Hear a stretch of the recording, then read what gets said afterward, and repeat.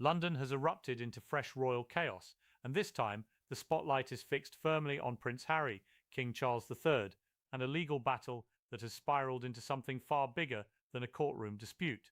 What began as Harry's campaign against the Daily Mail has now, according to the claims in this account, become a full-scale collision between a son demanding justice and a father refusing to rescue him from the consequences.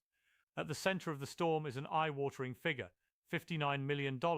That is the amount Harry's California-based legal camp is said to have demanded from Buckingham Palace after his case against Associated Newspapers Limited began collapsing under pressure.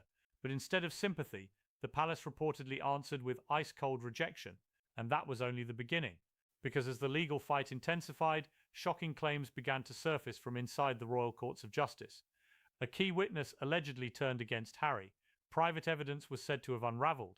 Internal leaks pointed to secret family tensions, and perhaps most explosive of all, Princess Beatrice was reportedly drawn into a hidden chain of messages linking Harry to Prince Andrew, in a plan that, if true, would deeply shake what remained of royal trust. Now the question is no longer whether Harry can win this war. The real question is whether he can survive the fallout at all.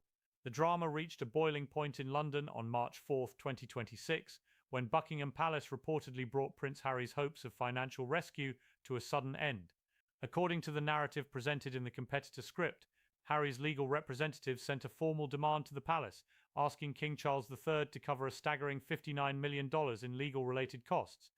The request came as Harry's privacy lawsuit against Associated Newspapers Limited, publisher of the Daily Mail and the Mail on Sunday, was said to be entering a dangerous downward spiral. In this version of events, Harry argued that his legal fight was not only personal, but institutional. He allegedly claimed that by taking on the British press, he was correcting years of damage tied to the monarchy's silence and protecting the broader reputation of the royal family. Because of that, his team argued that the crown, and specifically his father, should carry the burden. But when the palace examined the reported breakdown of that invoice, the request looked less like a legal reimbursement and more like a dramatic attempt to shift a collapsing financial disaster onto the king. The claimed itemized total included $15 million for David Sherborne's legal team, $12 million set aside to cover possible court-ordered liabilities to the newspapers, $5 million for private security during Harry's time in London, and a remarkable $10 million honor restoration fee that was described as Harry's own valuation of his efforts to defend his name and the Windsor image. Then came the figure that reportedly shocked palace insiders most, $17 million, listed as lost opportunity and income compensation, based on the claim that Harry had to step away from US-based commercial projects to focus on the legal proceedings in Britain. Together, those numbers created the now infamous $59 million demand. The palace response, as described in the competitor script, was immediate and ruthless. After completing official duties at Northwood Permanent Joint Headquarters, King Charles was said to have authorized a sharply worded position, making clear that the monarchy had no duty to cover debts arising from Harry's personal legal choices. The message reportedly framed the lawsuit as a self-inflicted mission and emphasized that neither public funds nor the sovereign's private resources would be used to pay for it. The timing was symbolic. While Harry was in London dealing with court pressure, Charles remained physically and politically distant. His choice to focus on military duties and other engagements reportedly signaled that Harry was no longer a royal priority. By this point, the lawsuit itself was already being portrayed as unstable. Just days earlier, Harry had allegedly projected confidence, even suggesting victory was within reach. But by March 4th, the mood had changed dramatically. According to courtroom whispers and internal commentary reflected in the competitor script, Harry was no longer seen as a prince nearing vindication.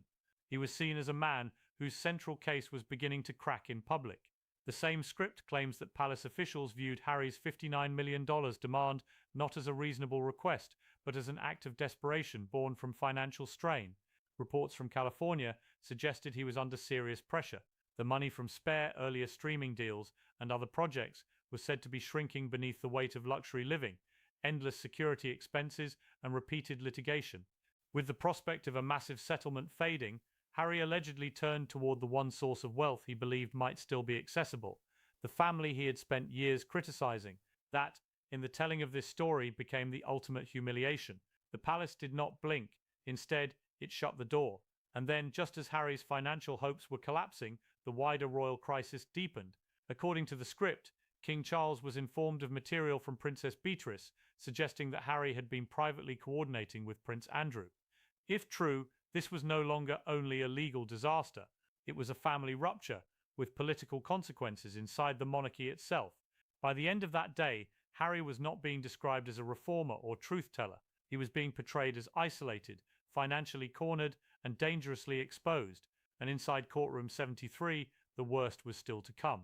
Inside the royal courts of justice, the atmosphere reportedly changed from tense to explosive when one of the most important figures in Harry's case, private investigator Gavin Burrows, allegedly turned from star witness into the man who shattered the entire strategy.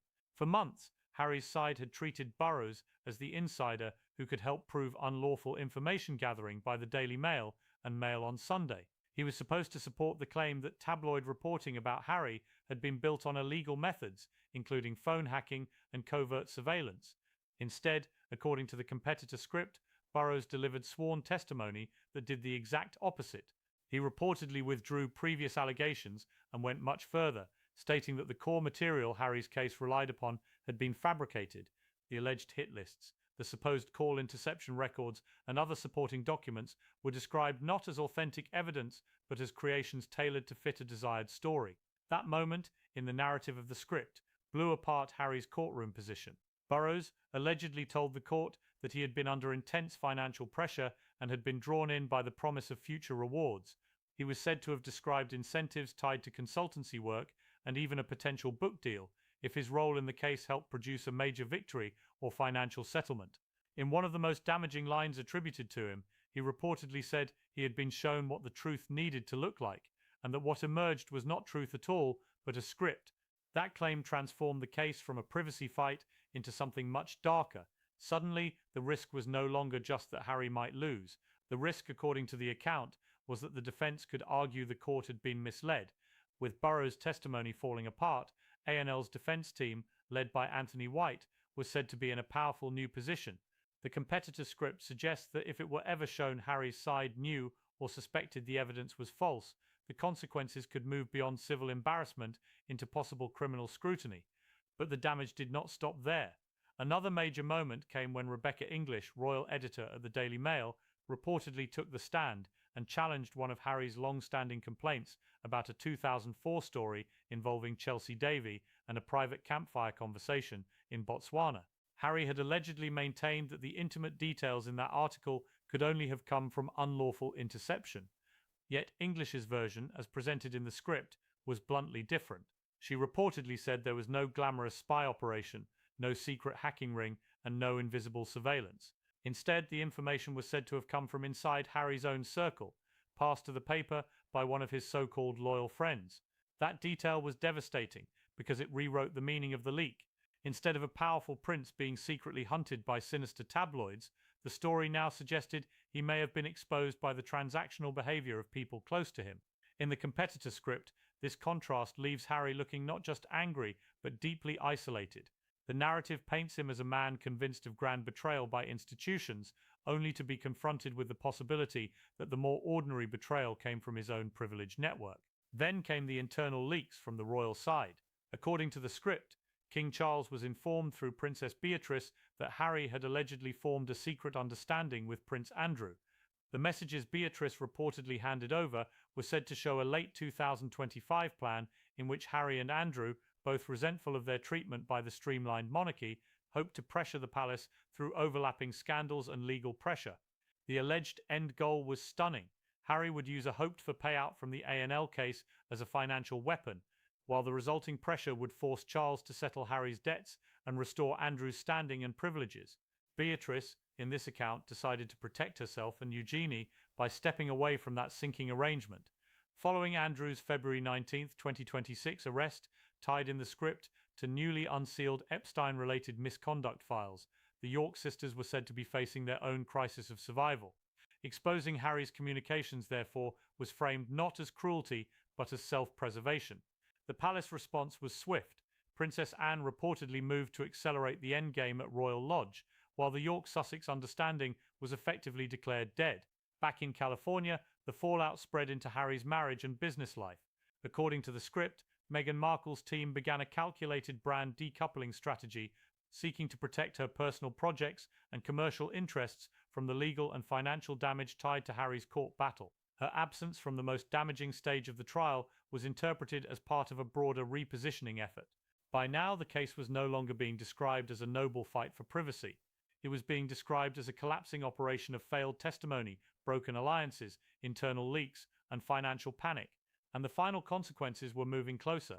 By late March 2026, the competitor script presents Prince Harry as a man staring at the possible ruins of nearly every remaining pillar of his public life. The most immediate danger was financial. Legal analysts in the story predicted that Harry could be ordered to pay 100% of ANL's legal costs, estimated at around £11.5 million, on top of roughly $15 million in his own legal expenses. That would push his total exposure toward $30 million, a figure the script claims may exceed his liquid wealth. And because King Charles had already shut the door on the $59 million request, the so-called Bank of Dad was no longer an option. What had once been interpreted as a temporary refusal now looked like a lasting royal policy. No bailout, no rescue, no more safety net. The reputational damage was just as severe. In the United Kingdom, Harry was allegedly being recast, not as a reformer taking on abusive tabloids, but as a public figure whose case had been tainted by claims of forged evidence and false assumptions. The competitor script describes him as losing not just in court, but in the broader battle for credibility. Inside the family, the consequences were equally harsh. The alleged Beatrice dossier severed one of Harry's last remaining lines into royal life. The York-Sussex connection was said to be finished. Princess Anne moved as the king's enforcer. Prince Edward and Duchess Sophie were portrayed as beneficiaries of the monarchy's restructuring. Prince William and Catherine stood at the center of a firmer, smaller, more disciplined institution. Across the Atlantic, Meghan's reported distancing strategy added another layer of damage. The script portrays her as protecting income streams, ring-fencing ventures such as American Riviera Orchard, and quietly repositioning herself for a world in which Harry's grievances are no longer commercially valuable.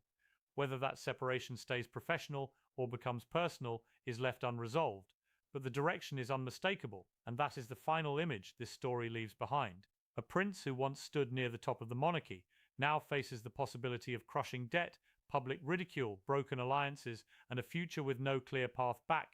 His war with the press in this telling did not destroy the institution he fought against. It destroyed the fragile structure still holding together his own position.